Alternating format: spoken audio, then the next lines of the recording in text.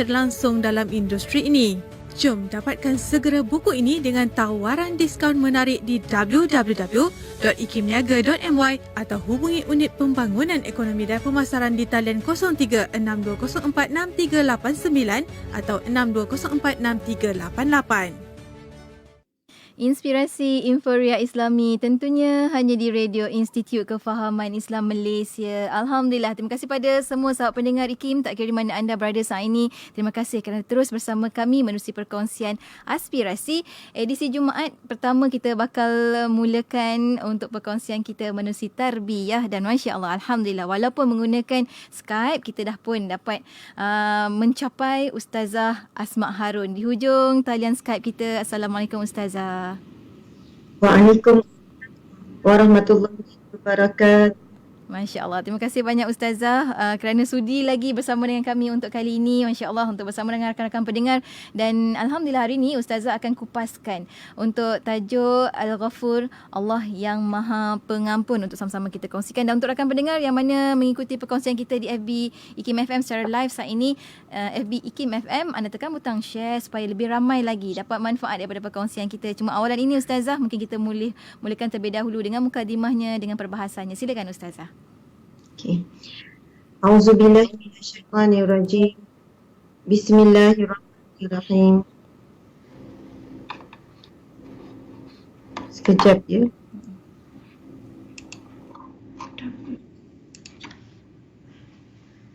Subhanallah. Memang macam tu. Maaf ya. Dia jadi melantun suara. Dengan DJ Yati melantun balik suara. Tak, kat sini clear. Clear. Cuma tersekat-sekat suara Ustazah. Okey.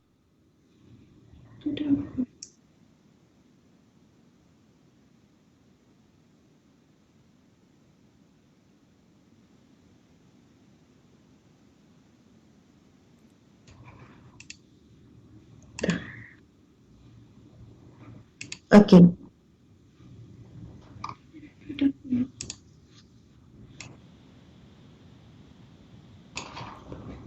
Pagi ni tak cuba.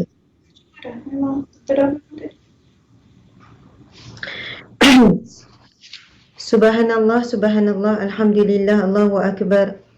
A'udzubillahi minasyaitanirrajim. Bismillahirrahmanirrahim. Assalamualaikum warahmatullahi wabarakatuh. Kepada DJ Yati yang saya hormati, terima kasih kerana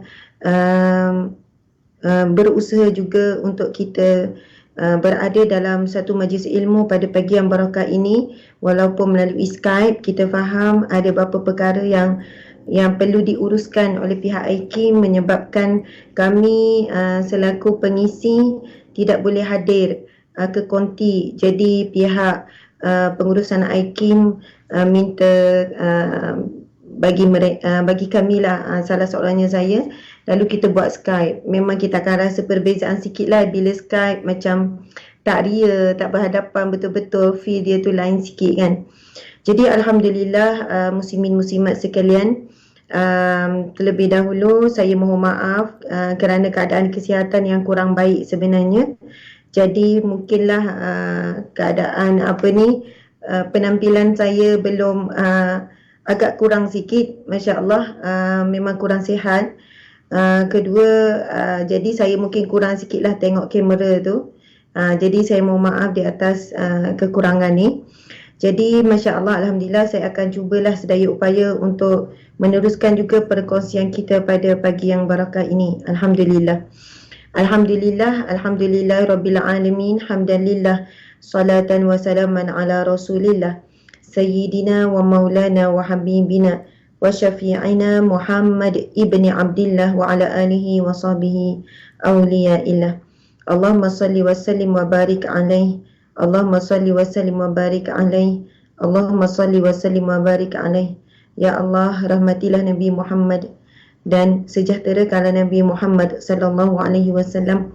Mudah-mudahan selawat yang kita lantunkan itu, yang kita sebut, yang kita lafazkan itu kembali juga kepada kita, kerana kita yakin bahawasanya sebagaimana sabda Nabi sallallahu alaihi wasallam, man shalla alayya salatan wahidatan Barang siapa yang berselawat kepadaku satu kali, Allah akan berselawat, Allah akan merahmati, Allah akan mengampuni 10 kali ganda terhadap kita, dan Allah menaikkan darjat kita, dan Allah mengampunkan dosa-dosa kita. Subhanallah.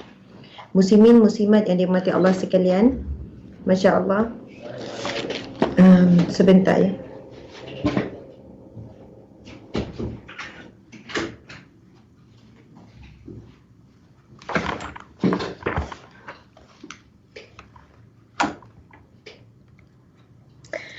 Subhanallah, saya ni berada di studio lah, di Pejabat, di Negeri Sembilan, Seremban.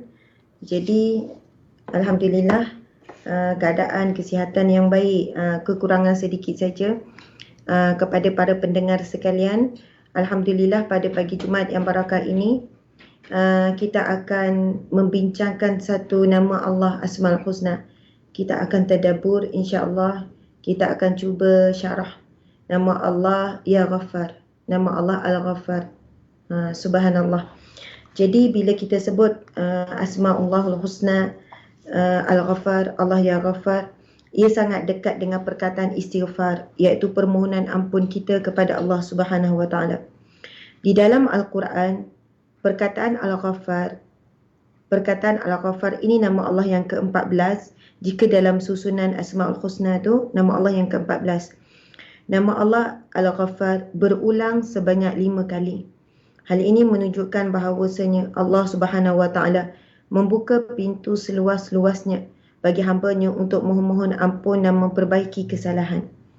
Makna perkataan Al-Ghaffar itu sendiri. Al-Ghaffar diambil daripada kata akar. Kalimah perkataan Al-Ghaffar itu daripada perkataan ghafara, yang membawa maksud menutup. Jika kita perhatikan maksud pada kalimah Al-Ghaffar itu, maksud dari sudut bahasanya adalah menutup. Jadi makna Allah Al-Ghaffar ialah Dia maha menutupi dosa hamba-hambanya kerana kemurahan dan anugerahnya. Ada pula yang berpendapat bahawa kalimah Al-Ghaffar berasal daripada Al-Ghafaru, yakni sejenis tumbuhan yang digunakan bagi mengubati luka. Kerana itu Al-Ghaffar bermakna Allah menganugerahkan hamba-Nya penyesalan atas dosa-dosa, sehingga penyesalan ini berakibat membawa kesan kepada kesembuhan. Dalam hal ini adalah terhapusnya dosa. Subhanallah. Jadi muslimin muslimat sekalian, nama Allah Al-Ghaffar, iaitu nama Allah yang ke-14 ini, membawa maksud secara umumnya bahawasanya Allah Maha Pengampun. Allah membuka seluasnya pintu pengampunan kepada makhluknya yang bernama manusia. Dan kata akar perkataan Al-Ghaffar iaitu Ghafara, yang membawa maksud menutup. Jadi makna Allah Ghaffar, Allah Ya Ghaffar adalah Allah menutupi dosa hamba-hambanya. Subhanallah, Allahu Akbar. Muslimin muslimat yang dirahmati Allah sekalian, kita mempunyai terlalu banyak dosa. Namun dengan sifat Allah Ya Ghaffar, Allah menutup dosa-dosa kita. Allah menutup aib-aib kita yang kita lakukan secara sembunyi, yang kita lakukan pada malam hari, yang kita lakukan tanpa dilihat, tanpa dihidu oleh manusia. Allah Al-Ghaffar bukan sekadar Allah yang Maha mengampunkan, tetapi Allah menutupi aib kita. Allah menutupi dosa-dosa kita. Subhanallah, daripada perkataan Al-Ghaffar juga, ia membawa maksud sejenis tumbuhan yang digunakan untuk mengubati luka. Muslimin muslimat sekalian, apabila kita melakukan dosa, sebenarnya kita sedang menzalimi diri kita sendiri. Kerana itu antara ungkapan permohonan taubat kita kepada Allah Subhanahu Wa Taala adalah zikir yang berbunyi Rabbana zalamna anfusana wa illam taghfir lana wa tarhamna lanakunanna minal khasirin, yang bermaksud Rabbana zalamna anfusana, ya Allah, aku menzalimi diriku. Rabbana zalamna anfusana wa illam taghfir lana, sekiranya engkau tidak mengampuniku ya Allah, wa illam taghfir lana wa tarhamna, dan engkau tidak mengasihiku, engkau tidak merahmatiku, wa tarhamna lanakunanna minal khasirin, maka aku di kalangan orang yang rugi. Subhanallah. Muslimin muslimat yang dirahmati Allah. Allah Al-Ghaffar adalah zat yang maha kuasa, yang menutupi segala kesalahan para hamba-Nya. Dan dengan cara mengampuni dosa-dosa, menerima taubat dan memberi maaf serta memalingkan mereka daripada kebenaran. Imam Al-Ghazali dalam menjelaskan maksud Allah Al-Ghaffar ialah yang menampakkan keindahan dan menutupi keburukan. Subhanallah. Imam Al-Ghazali sebut perkataan Al-Ghaffar ini membawa maksud yang menampakkan keindahan dan yang menutupi keburukan. Kerana itu perkataan Al-Ghaffar tadi bila kita rujuk berkenaan dengan sejenis tumbuhan yang digunakan untuk mengobati luka. Muslimin muslimat sekalian, apabila kita membuat dosa, kita akan rasa gelisah dengan dosa tersebut dan perasaan berdosa itu akan menghantui kita. Kita umpama sedang sakit menahan dosa, sakit rasa berdosa. Bahkan sakit yang lebih berat adalah ketika kita melakukan dosa, kita tak rasa berdosa.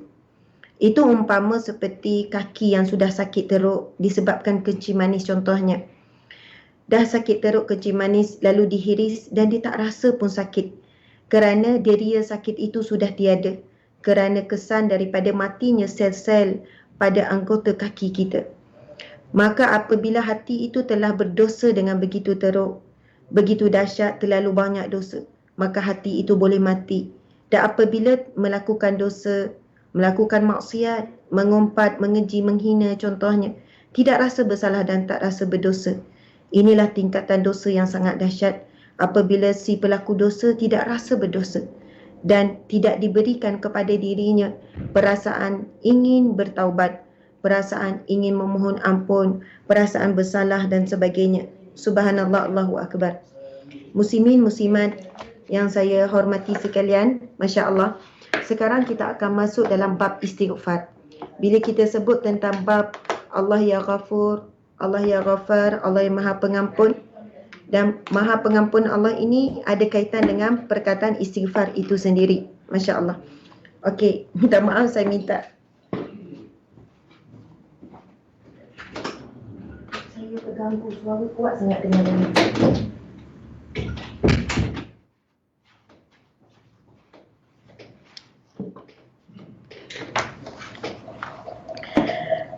Okey, subhanallah, minta maaf ya. Mungkinlah di pejabat ni kadang-kadang orang kat luar dia tak perasan bunyi bising tu. Minta maaf ya. Sedikit terganggu. Masya Allah, Allahu Akbar. Subhanallah. Muslimin, muslimat yang dirahmati Allah sekalian. Orang yang suka beristighfar dan orang yang suka memohon ampun daripada Allah ya Ghafar. Allah ya Ghafar, nama Allah ya Ghafar, Allah yang maha pengampun. Jadi kaedah kita nak minta ampun dengan Allah adalah melalui istighfar. Itu salah satu cara, melalui istighfar. Di sini saya ingin membacakan firman Allah Subhanahu wa taala dalam surah Ali Imran ayat 15 hingga 17. Bismillahirrahmanirrahim. Lilladzina taqaw inda rabbihim jannatun tajri min tahtiha al-anhar khalidina fiha wa azwajun mutahharatun wa ridwanun minallah wallahu basirun bil ibad. الذين يقولون ربنا إننا آمنا فاغفر لنا ذنوبنا وقنا عذاب النار الصابرين والصادقين والقانتين والمنفقين والمستغفرين بالأسحار. Subhanallah, Allahu Akbar. Masya Allah. Muslimin muslimat sekalian, Allah berfirman dalam surah Ali Imran ayat 15 hingga 17. Mari kita perhatikan maksud daripada firman Allah ini. Untuk orang-orang yang bertakwa kepada Allah, pada sisi Tuhan mereka ada syurga yang mengalir di bawahnya sungai-sungai. Mereka kekal di dalamnya dan mereka dikurniakan isteri-isteri yang disucikan serta keredaan Allah, dan Allah Maha melihat akan hamba-hambanya, iaitu orang yang berdoa. Ini ciri-ciri orang yang akan menikmati syurga Allah, yang mana Allah dah ceritakan tadi di ayat di atas, iaitu orang-orang yang bertakwa, pada sisi Tuhan mereka ada syurga yang mengalir, mereka kekal di dalamnya, dikurniakan isteri yang disucikan, serta dia dapat redha Allah. Masya Allah. Siapakah mereka itu? Iaitu, Allah menerangkan, iaitu orang-orang yang berdoa, ya Tuhan kami, sesungguhnya kami telah beriman, maka ampunilah segala dosa kami dan pelihara kami daripada seksa neraka. Iaitu siapa? Mereka yang sabar, mereka yang benar, mereka yang tetap taat, mereka yang menafkahkan hartanya di jalan Allah dan yang memohon ampun di waktu sahur. Subhanallah, Allahu Akbar. Muslimin muslimat sekalian, di antara sifat-sifat ahli syurga yang diceritakan di dalam hadis Nabi ini adalah mereka yang suka memohon ampun daripada Allah Subhanahu wa taala. Mereka yang memperbanyakkan istighfar pada waktu sahur. Masya Allah. Saya ingin berkongsi, kita sama-sama ingin membacakan sekali lagi firman Allah Subhanahu wa taala dalam surah Az-Zari'at ayat 15 hingga 18. Iaitu firman Allah Subhanahu wa taala yang berbunyi, Bismillahirrahmanirrahim. Innal muttaqina fi jannatin wa 'uyun akhidina ma atahum rabbuhum innahum kanu qabla dhalika muhsinin kanu qalilan minal layli ma yahja'un wa bil ashari hum yastaghfirun. Sadaqallahul azim. Subhanallah, masya-Allah. Muslimin muslimat yang dirahmati Allah sekalian. Seterusnya Allah berfirman yang bermaksud, sesungguhnya orang-orang yang bertakwa berada di dalam taman-taman syurga dan di mata-mata air sambil mengambil apa yang diberikan kepada mereka oleh Tuhan mereka. Sesungguhnya mereka sebelum itu di dunia adalah orang yang berbuat baik. Mereka sedikit sekali tidur pada waktu malam dan di akhir malam mereka memohon keampunan kepada Allah Subhanahu wa taala. Perhatikan muslimin muslimat sekalian, di antara ciri-ciri ahli syurga Allah Subhanahu wa taala iaitu mereka yang sangat sedikit tidur pada malam hari. Mereka banyak melakukan ibadah, dan satu lagi ialah wabil asharihum yastaghfirun. Pada waktu sahur iaitu di akhir malam, perkataan yang digunakan dalam firman Allah ini adalah wabil ashar. Ashar ini kita sebut iaitu waktu sahur. Waktu sahur, apa yang mereka lakukan? Dan kita tahu waktu sahur ini, bila waktu sahur? Iaitu penghujung malam. Yang mana bila disebut tentang penghujung malam, kita boleh bayangkan waktu kita sahur bila bulan Ramadan. Antara waktu afdal sahur adalah 10 minit, iaitu waktu yang paling dekat, paling hampir dengan subuh, dan berhenti lebih kurang 10 minit sebelum waktu subuh. Jadi apabila contoh sekarang subuh masuk dalam 5.50, subuh masuk sekarang dalam 5.45 contohnya. Jadi antara waktu sahur adalah lebih kurang dalam pukul 5 suku, sehinggalah waktu masuk waktu subuh. Jadi sekiranya kita tanya ataupun kita tertanya-tanya, apakah amalan yang paling afdal ketika kita bangun daripada tidur? Antaranya adalah sementara menunggu waktu subuh. Antaranya adalah solat tahajud, kemudian mungkin baca Al-Quran, solat witir, solat-solat sunat. Tetapi sekiranya seorang wanita yang uzur ataupun ada di kalangan kita yang sakit, yang tidak mampu untuk melakukan ibadah solat, maka antara zikir yang afdal pada waktu sahur adalah istighfar. Sebagaimana yang disebut di dalam firman Allah ini, wabil asharihum yastaghfirun. Pada waktu sahur, mereka melakukan istighfar, memohon ampun kepada Allah Subhanahu wa taala. Al-Hasan berkata, para wali Allah, para salafus salih, orang-orang salih ini, mereka beramal pada malam hari dan hanya tidur sedikit pada malam itu. Mereka melakukan hingga menjelang subuh, dan pada ketika itu mereka melakukan istighfar. Bila hampir dengan subuh, subhanallah, mereka hanya memperbanyakkan istighfar. Astaghfirullah, astaghfirullah, astaghfirullah, astaghfirullah dan sebagainya. Subhanallah, muslimin muslimat sekalian, sekarang saya ingin berkongsi. Mudah-mudahan saya juga kuat untuk beramal daripada hasil perkongsian ini, iaitu beberapa bentuk istighfar yang disarankan untuk kita beramal. Subhanallah. Baiklah. Yang pertama, sebab istighfar ni banyak bentuk. Yang paling pendek astaghfirullah, panjang sikit astaghfirullahalazim. Subhanallah. Jadi insya-Allah sekarang kita akan merujuk beberapa hadis Nabi sallallahu alaihi wasallam tentang beberapa kaedah istighfar.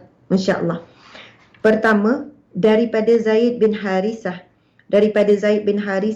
Iaitu hamba Nabi sallallahu alaihi wasallam berkata, aku mendengar Rasulullah sallallahu alaihi wasallam bersabda, Bismillahirrahmanirrahim.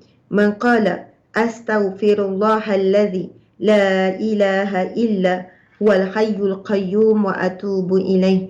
Ghufira lahu wa in kana qad farra minaz zahfi. Subhanallah, Allahu akbar. Sekali lagi, subhanallah, saya ulang. Boleh ya muslimin muslimat, sahabat-sahabat boleh tuliskan nota.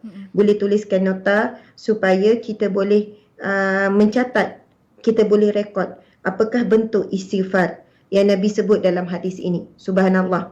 Nabi sebut man qala, barang siapa yang menyebut astaghfirullahallazi la ilaha illa wal hayyul qayyum wa atubu ilaih.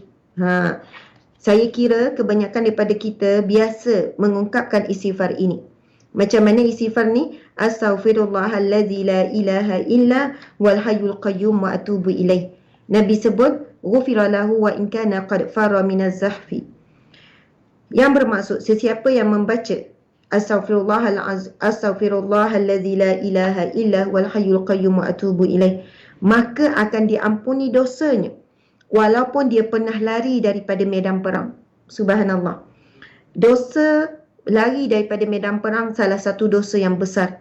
Dosa yang teramat besar. Mereka yang lari daripada medan perang untuk menyelamatkan dirinya, lari daripada kewajipan menegakkan kalimah Allah Subhanahu Wa Taala dalam keadaan dia mampu, dalam keadaan dia diperlukan.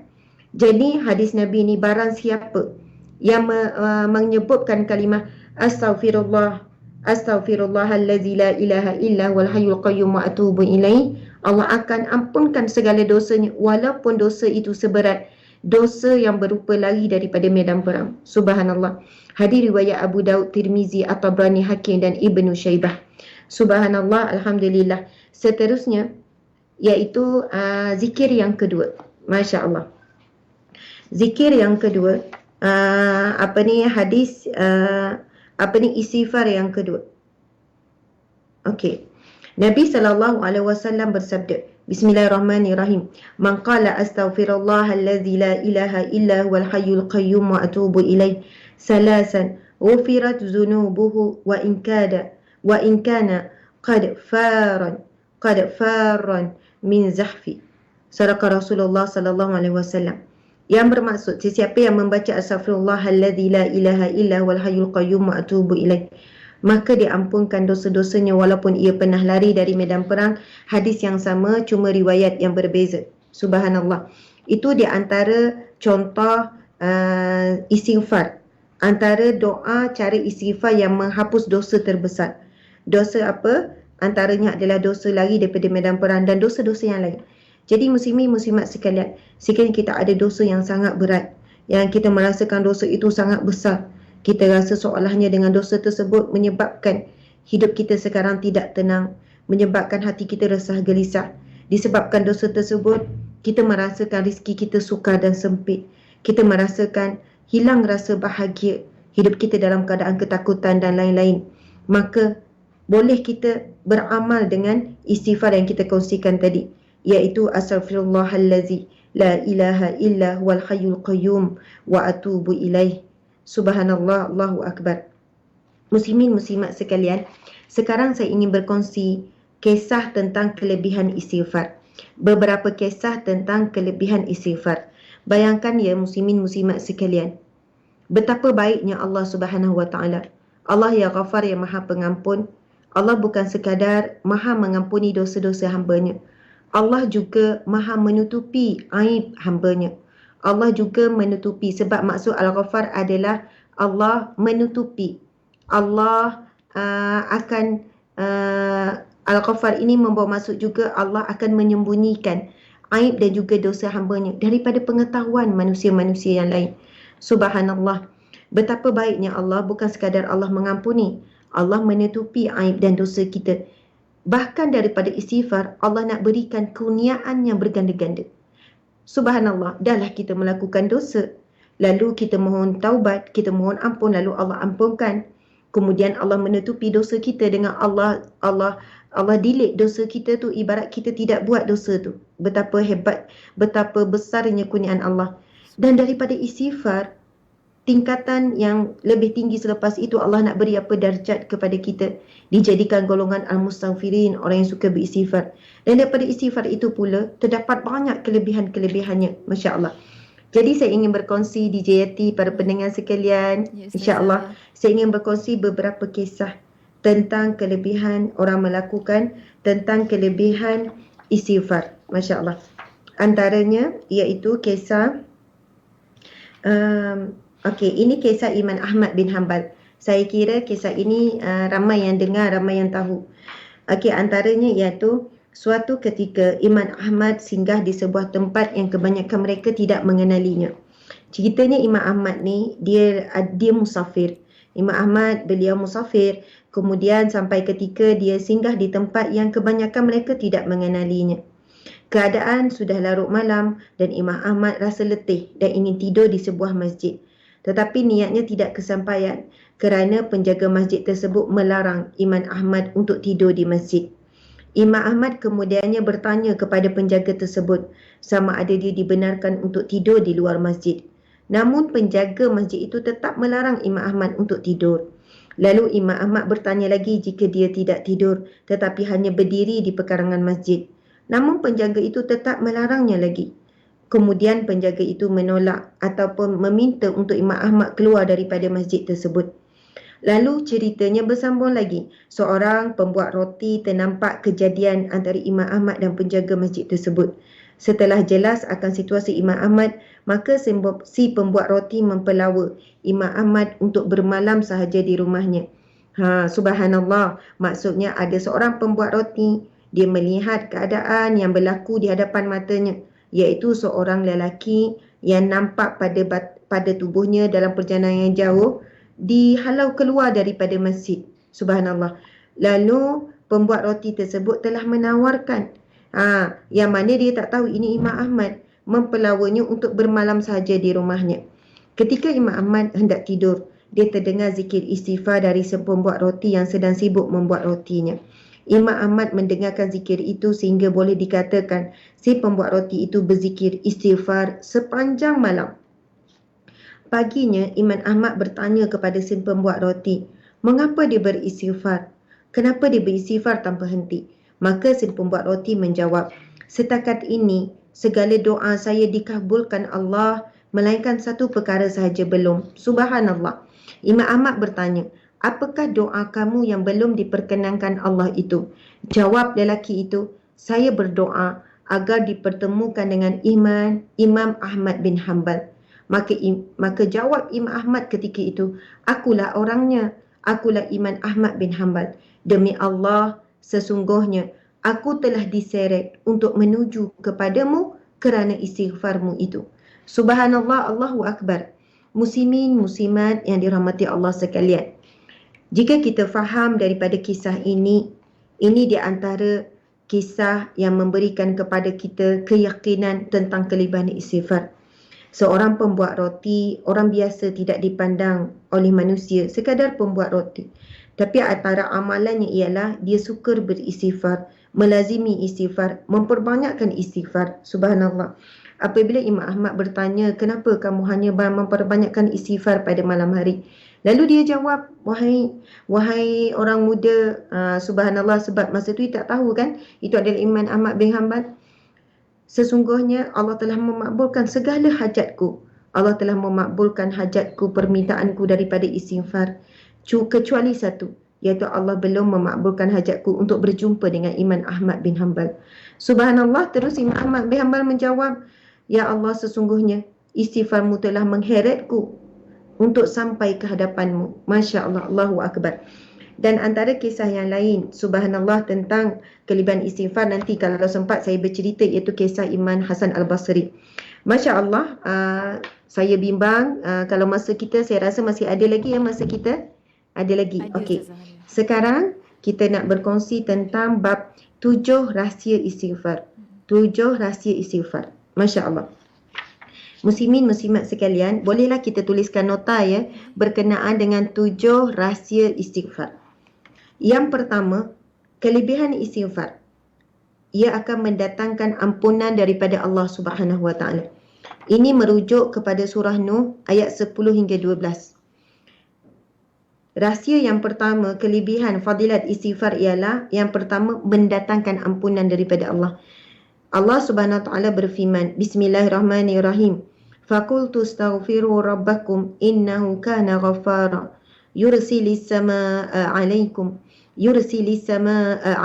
midrara wa yumdidkum bi amwalin wa banina wa yaj'al lakum jannatin wa yaj'al lakum anhara. Sadaqallahul azim. Surah Nuh ayat 10 hingga 12. Yang bermaksud, maka aku katakan kepada mereka, beristighfarlah kamu kepada Tuhanmu, sesungguhnya Dia adalah Maha Pengampun.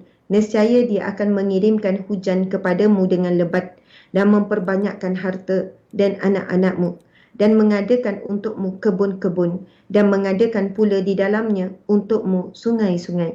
Subhanallah, Allahu Akbar. Muslimin muslimat yang dirahmati Allah sekalian, Masya Allah, surah ini, surah Nuh ayat 10 hingga 12 ini, dia berkait dengan satu kisah Imam Hasan Al-Basri. Satu ketika ada seorang hamba dalam majlis Imam Hasan Al-Basri, ada beberapa orang yang datang lalu mengadukan masalah masing-masing. Orang pertama mengadukan masalah, wahai Syekh, sesungguhnya aku adalah seorang petani dan aku menghadapi masalah kerana di kawasanku, di kampungku telah lama tak turun hujan, kemarau wahai Syekh, maka kebunku dalam keadaan kekeringan. Subhanallah. Syekh Imam Hasan Al-Basri jawab apa? Perbanyakkanlah istighfar, beristighfarlah, perbanyakkanlah istighfar. Subhanallah. Kemudian orang yang kedua pula berkata, mengadu. Ada orang lain pula mengadu. Wahai Syekh, wahai Imam, aku orang miskin, aku fakir, ya wahai Syekh. Aku miskin, wahai Syekh.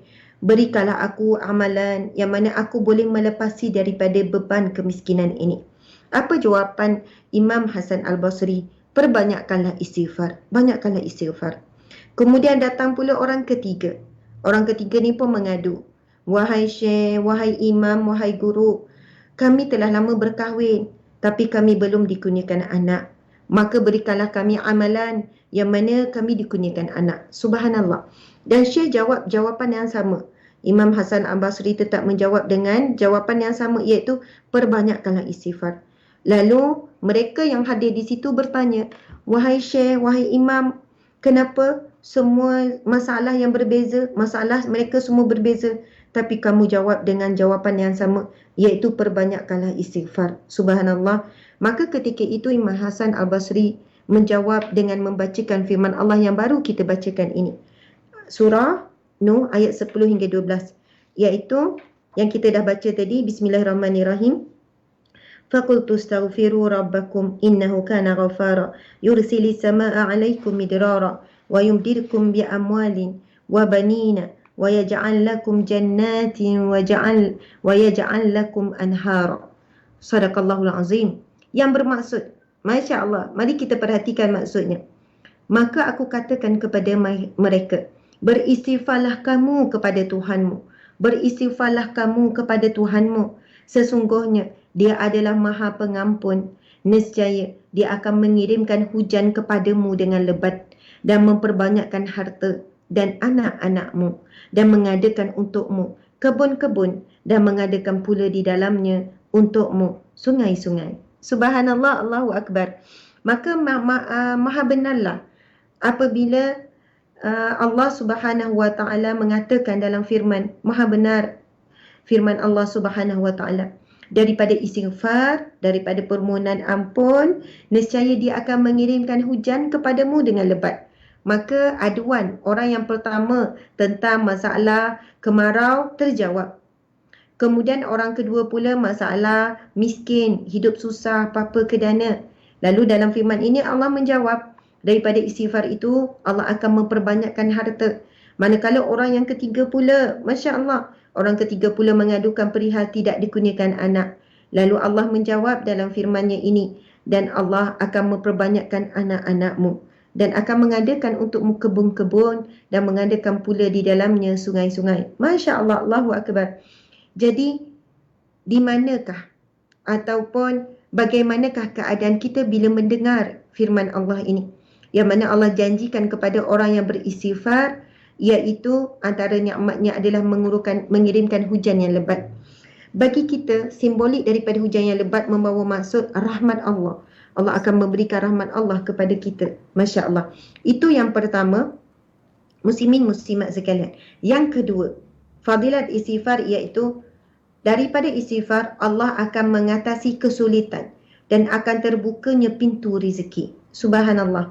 Ini berdasarkan hadis riwayat Abu Dawud, iaitu Nabi SAW bersabda yang bermaksud, barang siapa yang melazimi istighfar secara rutin, barang siapa melazimi istighfar secara rutin, maksudnya istiqamah, banyak istighfar, pasti Allah akan memberinya jalan keluar daripada kesempitan dan memberi rizki kepadanya, rizki yang tidak disangka-sangka, yang tiada terhingga kepadanya. Subhanallah, Allahu Akbar.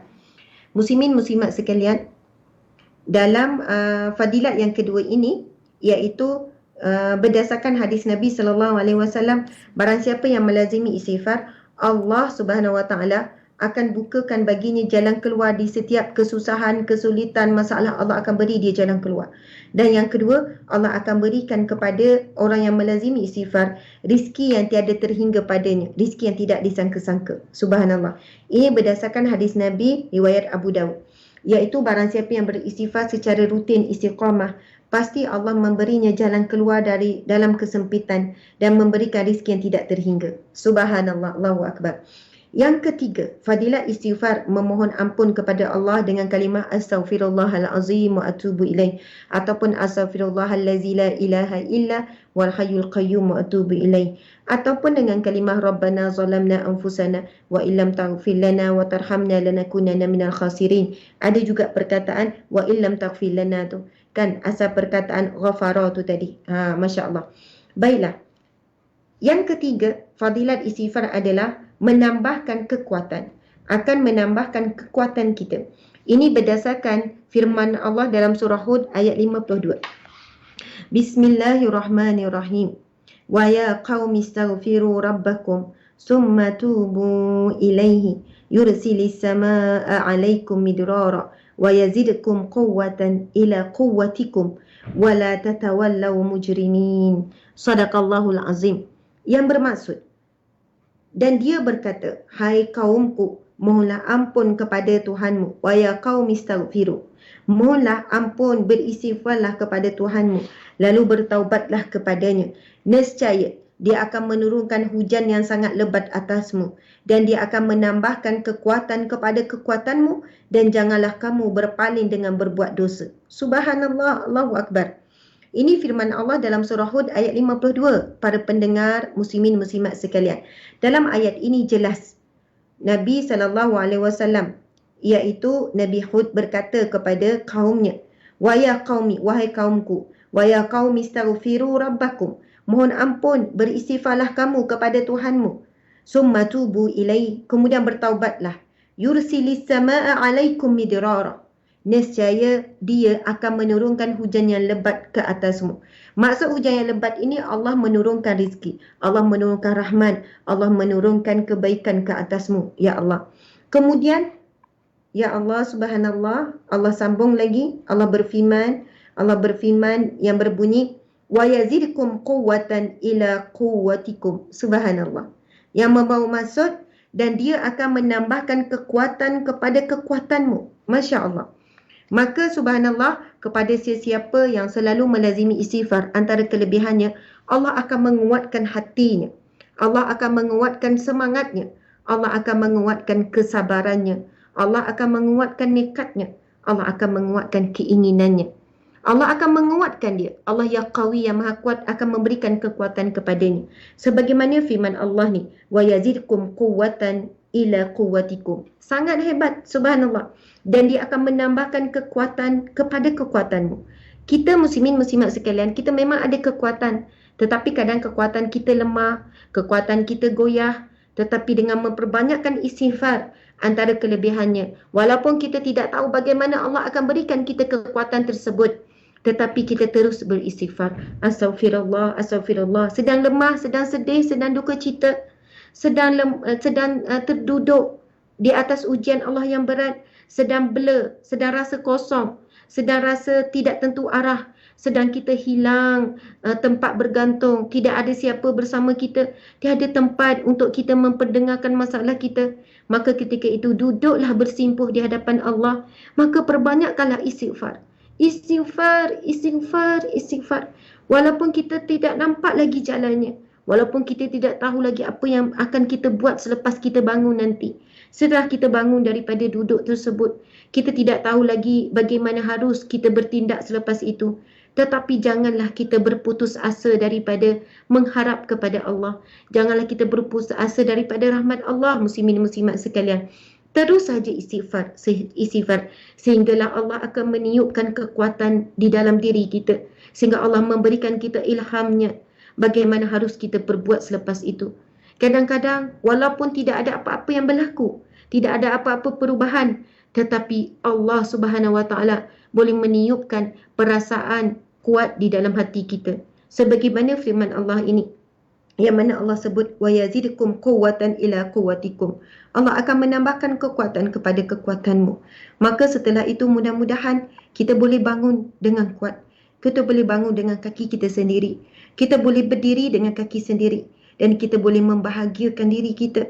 Dengan apa? Dengan membesarkan rasa syukur kepada Allah Subhanahu Wa Taala. Allahu Akbar, subhanallah. Muslimin muslimat sekalian, saya tahu masa dah habis, tinggal lebih kurang 5 minit.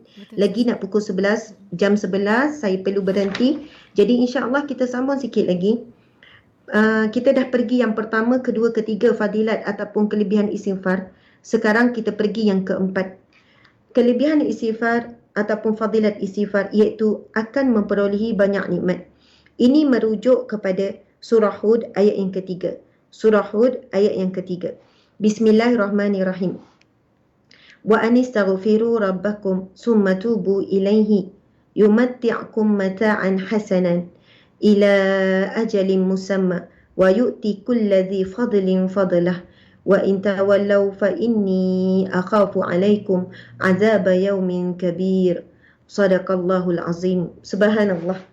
Yang bermaksud, dan hendaklah kamu meminta ampun kepada Tuhanmu, beristighfar. Wa anistaghfiru, beristighfarlah, memohon ampunlah kepada Tuhanmu dan bertaubat kepadanya. Dan jika kamu melakukan yang demikian, nescaya Dia akan memberikan kenikmatan yang terus menerus. Nescaya Dia akan memberikan kenikmatan yang baik terus menerus kepadamu sampai kepada waktu yang telah ditentukan. Dan Dia akan memberikan kepada tiap-tiap orang yang mempunyai keutamaan, balasan keutamaannya. Jika kamu berpaling, maka sesungguhnya aku takut kamu akan ditimpa seksa hari kiamat. Subhanallah, Allahu Akbar. Masya Allah. Muslimin muslimat sekalian, daripada istighfar, Allah akan memberikan kenikmatan yang terus menerus. Ini disebut dalam firman Allah yang kita sama-sama dengar tadi, yang sama-sama dibacakan tadi. Iaitu nescaya Dia akan memberikan kenikmatan yang baik terus menerus kepadamu sampai kepada waktu yang telah ditentukan. Subhanallah, Allahu Akbar, Masya Allah. Muslimin muslimat sekalian, saya sebut 7 kan, 7 kelebihan, 7 fadilat orang yang selalu memperbanyakkan istighfar. Yang kelima iaitu turunnya rahmat. Masya Allah. Ini merujuk firman Allah Subhanahu Wa Taala di dalam surah An-Nam ayat 46. Surah An-Nam ayat 46. Bismillahirrahmanirrahim. Qala ya qaumi lima tasta'jiluna bis-sayyi'ah qabla al-hasanah laula tastaghfiruna Allah la'allakum turhamun. Shadaqallahul azim. Yang bermaksud, dia berkata, hai kaumku, mengapa kamu minta disegerakan keburukan sebelum kamu minta kebaikan? Hendaklah kamu meminta ampun kepada Allah agar kamu mendapat rahmat. Subhanallah. Masya Allah. Dalam firman Allah ini, Allah berfirman, laula tastaghfiruna Allah la'allakum turhamun. Hendaklah kamu meminta ampun, tastaghfirun, beristighfar, la'allakum turhamun, sesungguhnya kamu akan mendapat rahmat. Masya Allah. Dan yang keenam, istighfar ataupun kita sebut istighfar lah, permohonan ampun kepada Allah ini, kita ada sebut sebagai kafaratul majlis. Okey, ini berdasarkan hadis Nabi SAW. Maksudnya, okey, ini sahabat-sahabat kita biasa kan habis kuliah, habis ceramah, habis majlis ataupun habis pertemuan, kita kata kita tutup majlis kita dengan kafaratul majlis. Jadi sebenarnya kafaratul majlis itu daripada hadis Nabi SAW. Ini merujuk kepada hadis Nabi yang bermaksud, barang siapa yang duduk di dalam satu majlis, perkumpulan orang, lalu di dalamnya ada banyak perkataan yang sia-sia ataupun perdebatan. Kemudian sebelum dia bangkit daripada majlis tersebut, lalu mereka beristighfar. Dengan istighfar, subhanakallahumma wa bihamdika asyhadu an la ilaha illa anta astaghfiruka wa atubu ilaik. Yang bermaksud, maha suci engkau ya Allah, dan aku memujimu, dan aku bersaksi bahawa tiada Allah melainkan engkau. Aku meminta ampun dan bertaubat kepadamu. Maka ia akan diampuni kesalahan-kesalahan yang dilakukan selama mana berada di majlis tersebut. Subhanallah, Allahu Akbar. Muslimin, muslimat sekalian, kafaratul majlis sangat penting. Apabila selesai dalam satu pertemuan ataupun satu majlis, maka bersegeralah kita menutupnya dengan kafaratul majlis yang biasa dibacakan. Mudah-mudahan kita berlalu daripada majlis itu selamat dan digugurkan Allah daripada dosa-dosa yang dilakukan sepanjang majlis tersebut. Dan yang terakhir, fadilah istighfar, terhindar daripada azab Allah Subhanahu wa taala. Ini merujuk kepada firman Allah dalam surah Al-Anfal ayat 33. Bismillahirrahmanirrahim. Wa ma kana Allahu liyu'azzibahum wa anta fihim wa ma kana Allahu mu'azzibahum wa hum yastaghfirun. Sadaqallahul azim. Yang bermaksud, dan Allah sekali-kali tidak akan mengazab mereka sedang kamu berada di antara mereka, dan tidak pula Allah akan mengazab mereka sedangkan mereka meminta ampun. Subhanallah.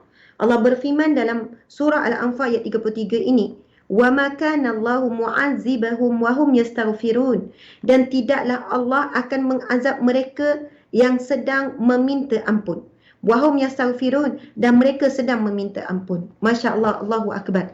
Subhanallah, muslimin muslimat sekalian, itulah 7 fadilat kelebihan orang yang suka meminta ampun dengan Allah. Orang yang suka meminta ampun ini, dia sedang meminta ampun dengan siapa? Allah yang Maha Pengampun. Maka Allah yang Maha Pengampun ini, apabila ada hamba-Nya yang suka meminta ampun, subhanallah, Allahu Akbar, Allah akan berikan pengampunan sebesar apapun dosa kita, sebanyak apapun dosa kita, seluas apapun dosa kita. Muslimin muslimat sekalian, janganlah kita bersangka buruk dengan Allah dengan kita meragui bahawasanya Allah tidak mengampuni kita. Sesungguhnya dengan sifat Allah yang Maha Pengampun, bukan sekadar Allah yang Ghafar itu membawa maksud Allah Maha Pengampun, tetapi Al-Ghafar juga membawa maksud Allah yang Maha menutupi dosa hamba-hambanya. Kemudian daripada istighfar itu, Allah memberikan pelbagai banyak kelebihan. Allah berikan kita pengampunan, Allah berikan kita syurga, Allah berikan nikmat berupa hujan yang lebat, Allah memberi nikmat anak-anak, Allah memberikan nikmat rezeki yang luas, Allah memberikan nikmat syurga, Allah menjamin kita daripada azab api neraka. Maka motivasi apakah lagi yang kita perlukan? Adakah kita perlukan lebih daripada motivasi ini untuk menjadi di kalangan al-mustaghfirin, iaitu orang yang selalu memohon ampun dengan Allah. Dan kalimah istighfar, kalimah yang sangat ringan pada lidah. Mudah-mudahan perkongsian kita pada pagi yang barakah ini, muslimin muslimat sekalian, memberikan kita kekuatan, memberikan kita semangat, motivasi untuk memperbanyakkan istighfar. Mungkin dalam satu hari kita boleh menghabiskan istighfar 1000 kali. Selepas solat, antara subuh dengan zuhur, kita buat 200 kali. Zuhur dengan asar, 200 lagi. Begitulah setiap waktu, bukan semesti lepas solat. Di antara selang waktu yang panjang tu, ada 3 jam, ada 4 jam tu, antara 2 waktu. Dan subhanallah, satu hari kita boleh menghabiskan lebih kurang 1000 kali istighfar. Bayangkan kita buat selama 7 hari, selama 2 minggu, selama sebulan. Subhanallah, kita akan dapati perubahan yang besar dalam hidup kita. Mungkin dari sudut rezeki, dari sudut ketenangan hati, dari sudut kebahagiaan, dari sudut kesulitan, Allah tunjuk jalan keluar. Subhanallah, sebagai penutupnya muslimin muslimat sekalian, ujian Allah bukan satu perkara yang paling utama yang perlu kita bagi perhatian. Yang paling perlu kita bagi perhatian adalah bagaimana kita nak dapat pertolongan Allah saat kita diuji. Orang yang sentiasa hidupnya dapat pertolongan Allah, ciri-cirinya adalah orang yang memperbanyakkan istighfar dalam hidupnya. Maka dia sentiasa berhubung dengan Allah, sentiasa dapat pertolongan Allah. Maka apapun ujian yang Allah berikan, kita akan mampu menghadapinya dengan tenang, dengan kuat, dengan redha kepada Allah, lalu kita akan dapat redha Allah. Sekian, saya mohon maaf salah dan silap. DJ Yati, mohon maaf kepada semua para pendengar sekalian di atas kekurangan saya pada pagi ini. Mohon maaf kerana kurang sihat sedikit. Maka kurang tengok kamera, muka pun sembab sikit. Minta maaf ya. Doakanlah kesejahteraan, keselamatan, kesihatan untuk kita semua. Sekian daripada saya. Wabillahi taufiq wal hidayah. Assalamualaikum warahmatullahi wabarakatuh. Waalaikumsalam warahmatullahi wabarakatuh. Masya Allah, terima kasih banyak Ustazah. Moga-moga Allah kurniakan kesejahteraan untuk Ustazah, terus memberi kepada umat insya-Allah dengan nama Al-Ghafur ya Allah. Semoga-moga Allah juga mengampunkan dosa kita semua. Jom kita mula hari ini kita kena ada kempen istighfar. Moga Allah lepaskan kita daripada kesukaran insya-Allah. Terima kasih banyak sekali lagi Ustazah. Bertemu lagi lain masa insya-Allah. Assalamualaikum.